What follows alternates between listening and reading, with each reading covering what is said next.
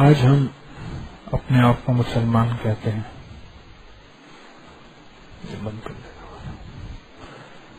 اپنے آپ کو مسلمان کہتے ہیں.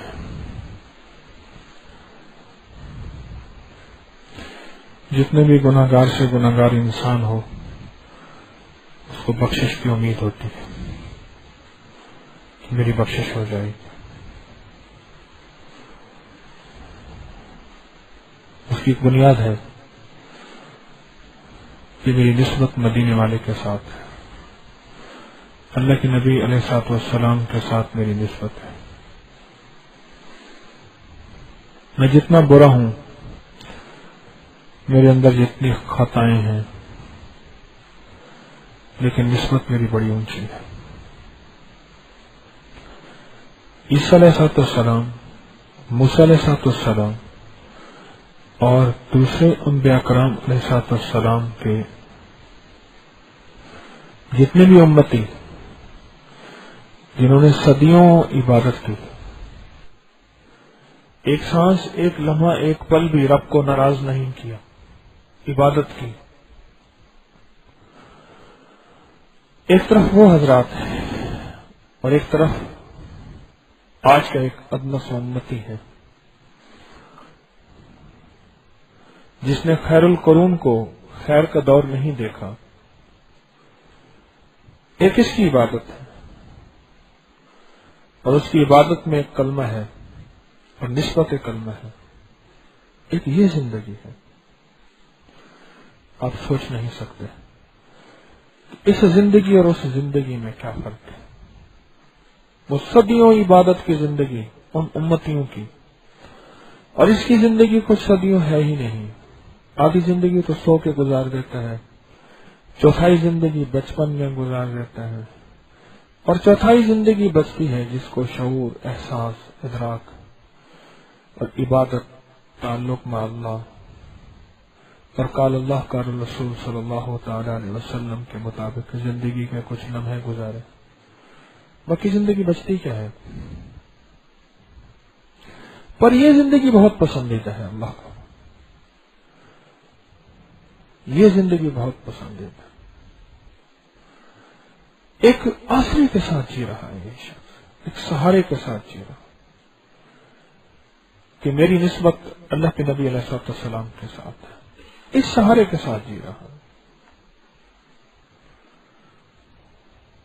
کلمے کے ساتھ میری نسبت ہے. میرے کلمے کے ساتھ لا الہ الا اللہ عیسیٰ روح اللہ نہیں لکھا ہوا.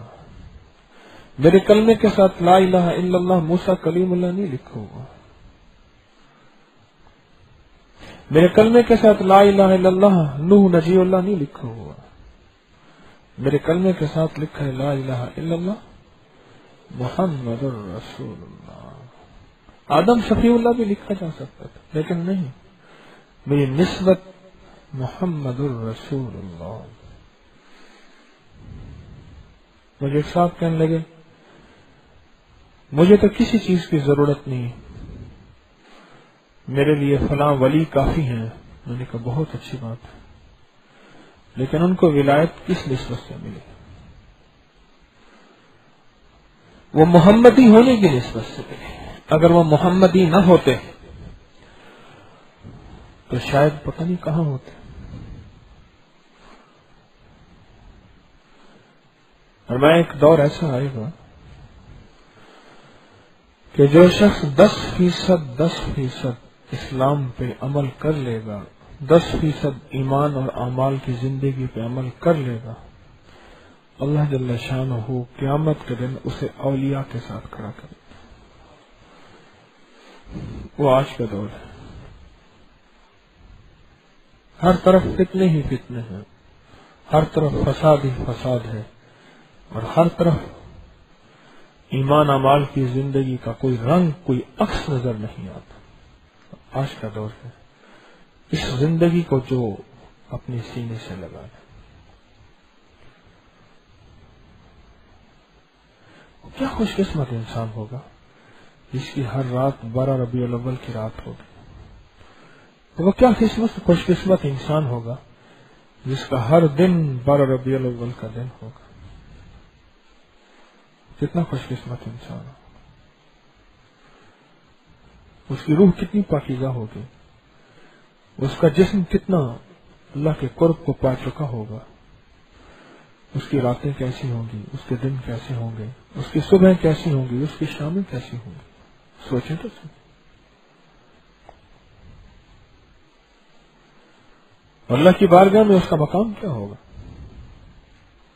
جس کی ہر رات 12 ربیع الاول کی رات ہو، جس کا ہر دن ربیع الاول کا دن ہو، جس کی ہر صبح وہی صبح ہو، جس میں آمد مصطفیٰ صلی اللہ تعالی علیہ وسلم کے لیے اس کے دل میں ایک ادب ہو، احترام ہو، ایک طلب ہو، ایک بے چینی ہو، ایک بے کلی ہو، ایک بے قراری ہو، وہ دل کیا ہوگا؟